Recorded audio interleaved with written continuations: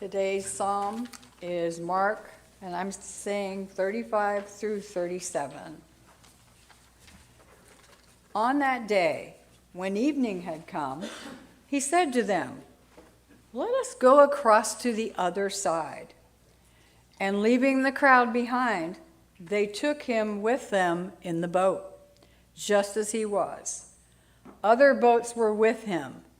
A great windstorm arose, and the waves beat into the boat, so that the boat was already being swamped. This is the word of the Lord.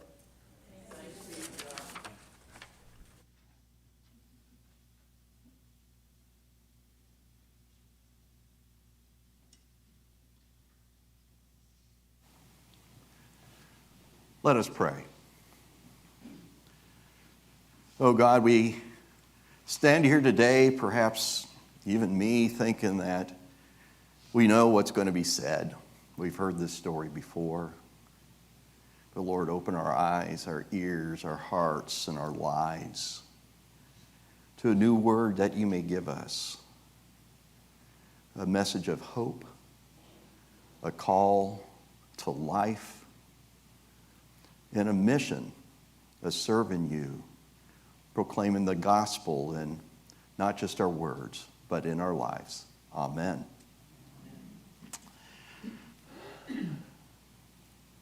My brother asked if I was going to preach about some of the chaos that's gone on this week and the troubles and the struggles between them. I said, I'm really feeling led to go do something different in the life of Jesus. Only to discover that, guess what? We're going to be dealing with a storm, aren't we? Because there are times when we are really convinced that we're getting knocked to and fro. Our lives are lived among chaos and forces that are bigger than us and stronger than us, that seek to divide us, that seek to squash us. Now, if you disagree with that, you might not be paying attention. But I'd say the pandemic over the last couple of years, rising prices and costs, war, are incredible evidence of this. And yet we've always faced illness, death, and tragic circumstances, both in our lives and the lives of those that we love. But there's also times that really feel like smooth sailing, when we just kind of relax with our feet up on a beach. It seems like everything's okay. But when that happens, it's usually because we've drawn our vision in awful close.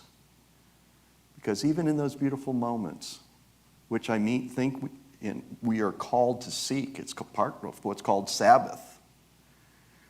But even in those times of rest, if we look beyond ourselves, you usually don't have to look too far, that we find that others are bearing terrible burdens. And yet in the midst of this, preachers often sell the Christian faith as kind of an umbrella to keep from getting wet, when meanwhile it is a hurricane that we face. But Jesus seems to have a different message, as usual, right? Jesus has a costly call to us, taking us from where we are, knocking us out of our ruts, to live and be different. Here the storm is going on. They think they're going to die, but what's Jesus doing? He's asleep. He's taking a nap. The storm isn't bothering him. In a different storm, Jesus calls Peter to do the very thing he was trying to avoid. They were in a boat. It's about to be overturned. And Jesus calls for him, all right, get out of the boat. Peter had been concerned that a wave might push him out of the boat, but now he's being asked to step out of the boat into the very waves he was trying to avoid.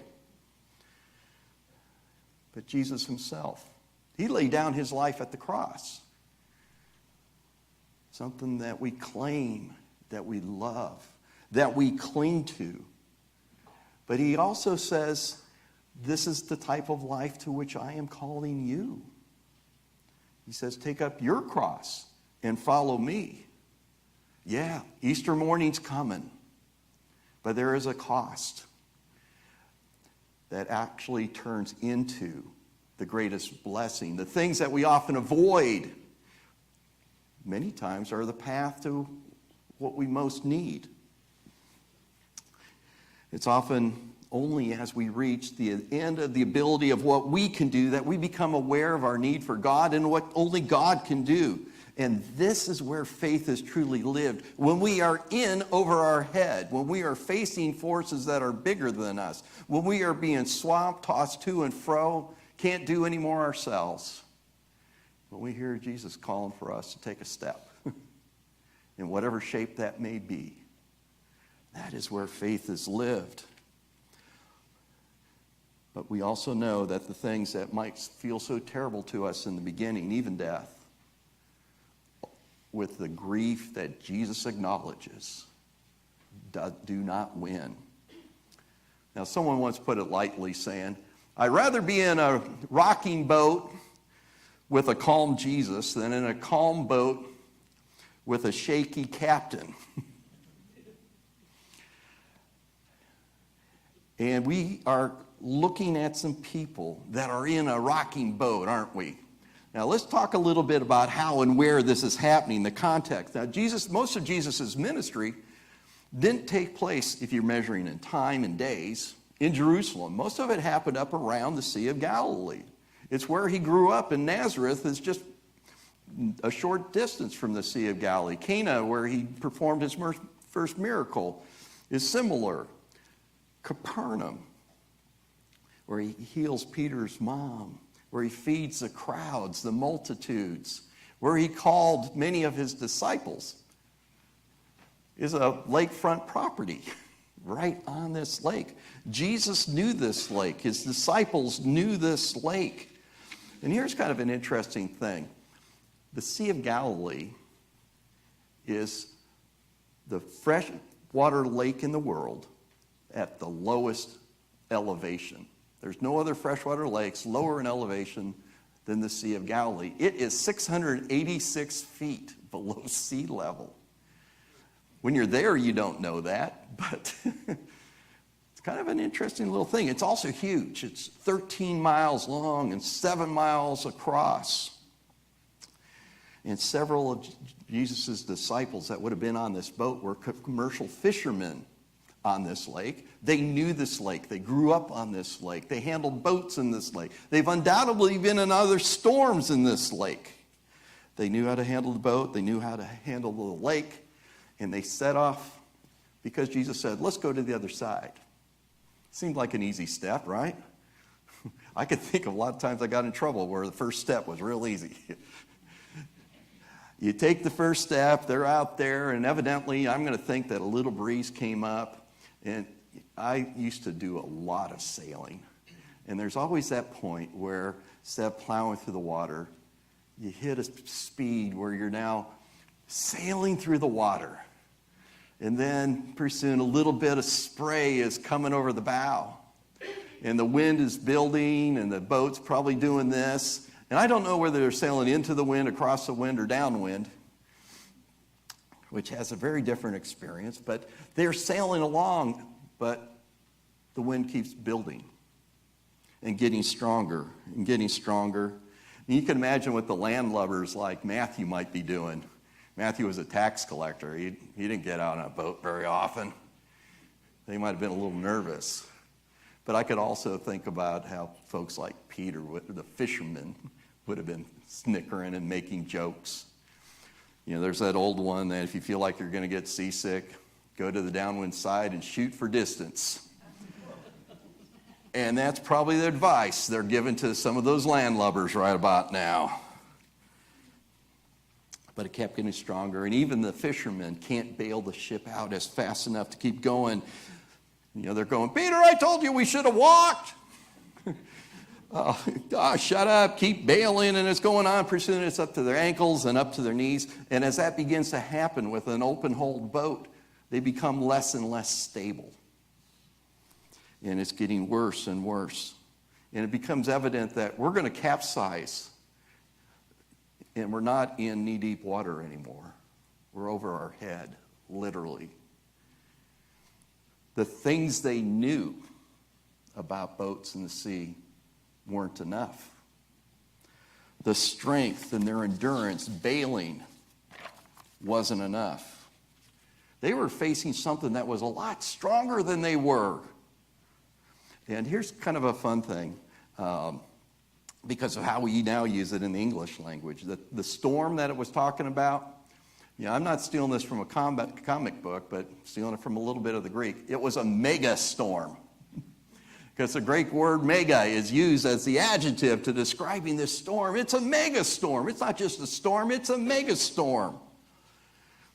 And there's people, lots of things we're aware of people who have found themselves in similar stories. A while back, there was the movie, and before that, the book of The Perfect Storm.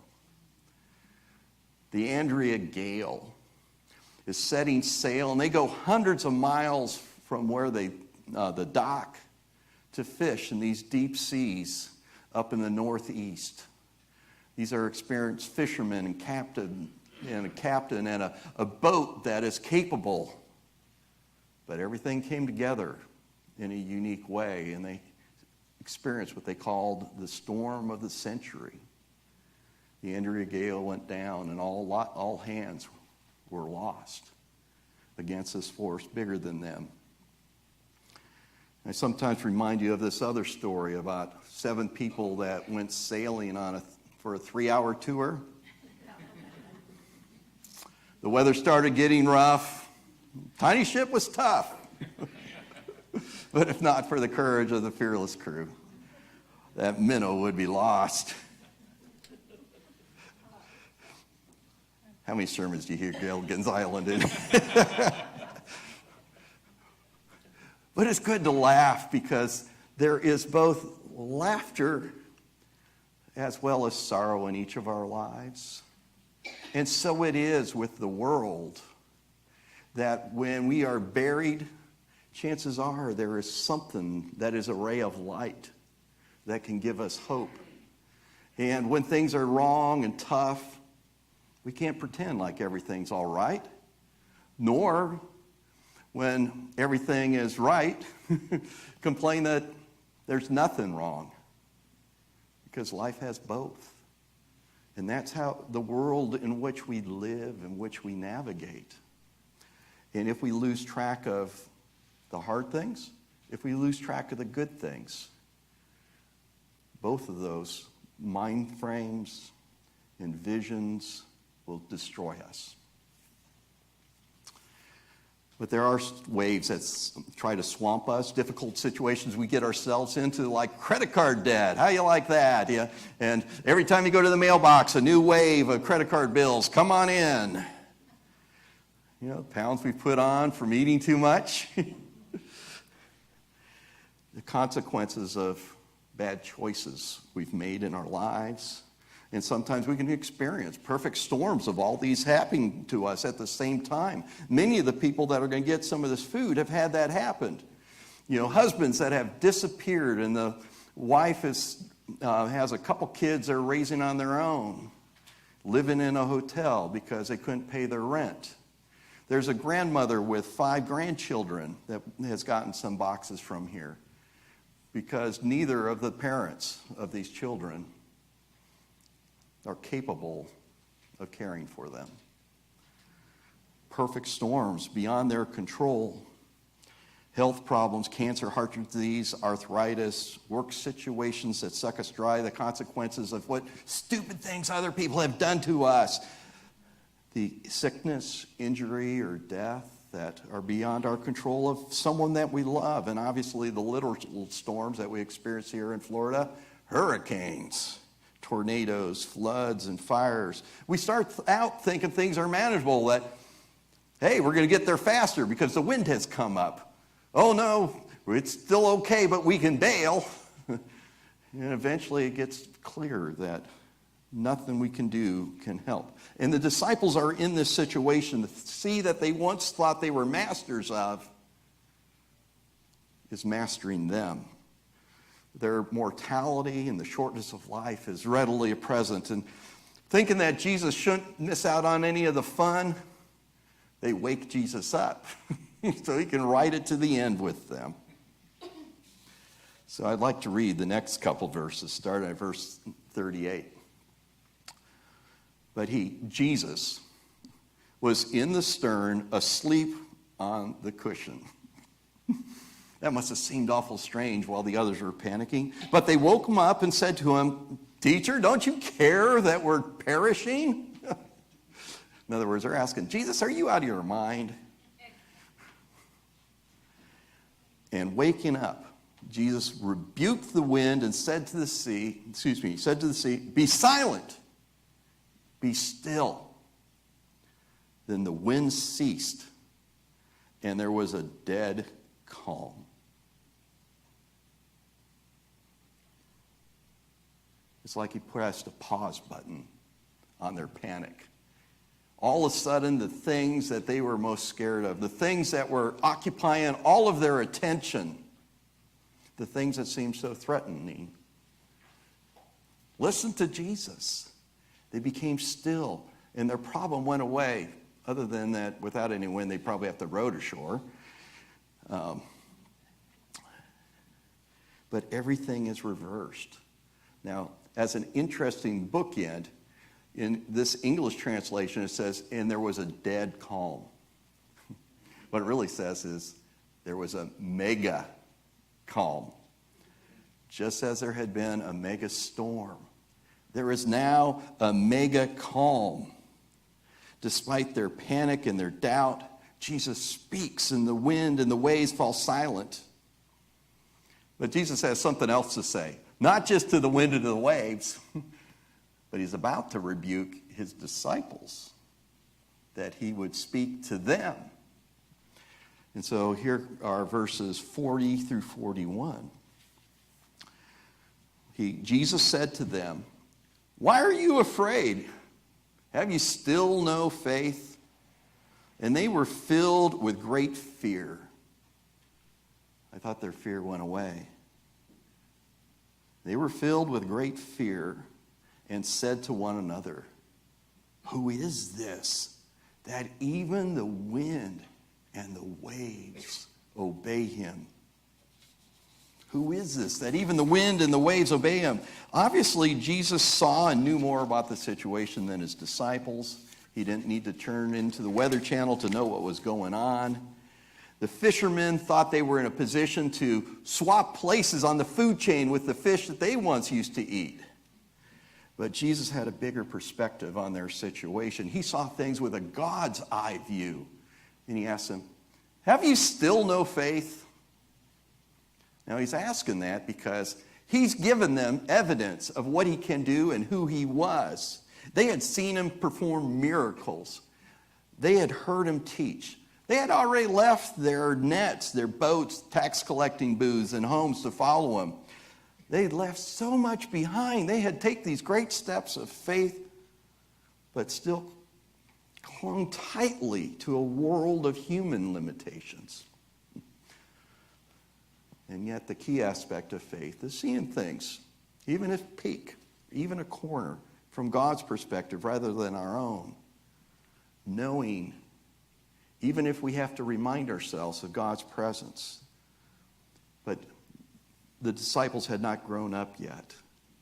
What was life-threatening to them was insignificant to Jesus. The faith that Jesus saw them as lacking was knowing that they were in God's hands.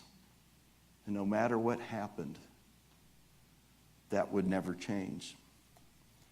Now, this message isn't really for people who are not Christians. This is a message for Christians, particularly those of us who have been to church a whole lot during our lives. Let me tell you a story about a dude. This guy had studied theology. He was the son of a pastor. He had even been part of organizing a Christian organization that was very focused on growing in their faith and their obedience. And he was being sent from England as a missionary to the people in the United States. Well, it wasn't the United States yet, in America.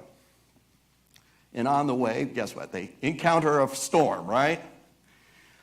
And he was terrified of dying.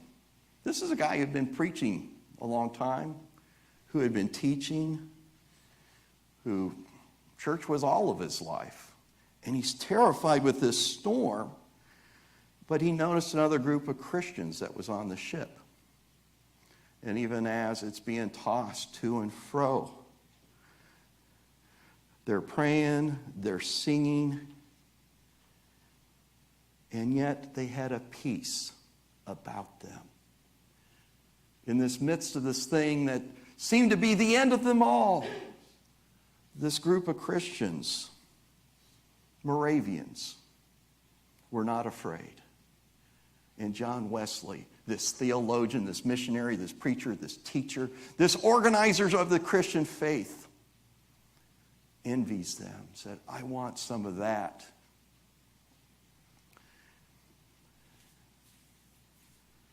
Three years later, John Wesley, the founder of the Methodist Church, discovered that same faith himself. When he found the answer to the question that the disciples were asking, who is this that even the wind and the sea obey him? And that's a question we need to ask ourselves. Who is this Jesus that even the wind and the sea obey him? And what does that mean in our lives? Because most of us have heard about Jesus for much, if not all of our lives. While we haven't left boats and nets behind to follow Jesus, we've left things behind. We set aside Sunday morning. You got up here and are here rather than somewhere else. You've sung a lot of hymns, placed dollars in the offering plate. And I'm sure Bob has given up more than one day of fishing to be here in church. So what do we do when we're in the midst of a storm? What would Jesus say to us? Will he ask us, why are you so afraid? Leonard Sweet points out that the miracle Jesus wanted to teach his disciples was not the miracle of calming the storm, but the miracle of calming them in the storm. The truth is, there are situations and storms of life that will roar against us, places where we're absolutely out of control, whether it's our surroundings, whether it's our own body and our own health, whether it's the entire context and the place that we live and the stresses of life. The good news is that we have a God who wishes to breathe peace to us as well. As Jesus is about to ascend into heaven, he says, my peace I give unto you, not as the world gives. As a child, I remember being scared, whether it was being terrified at the Wizard of Oz the first time I saw it as a little kid, or a storm that is raging. All I had to do was to snuggle up to my parents. Storm didn't change, but I did. And not because my situation had changed, but because of what I sensed and what I knew about these people I was able to trust. We live in a world that's beyond our control, but it is in the hands of a God who loves us, a God that longs for us to know his love and his peace in the midst of the storms of life. The same God who wants us to know his love, his peace, his presence, even when it seems calm. A God who sees beyond our panic, a God in whom we can find his peace, not just for ourselves, but that we might bring it to others, that we might be that rock that our house is built on rather than the sand, that we might be a beacon to those whose lives are being turned upside down. So our question is, who is this Jesus that even the winds and the seas obey him? Amen.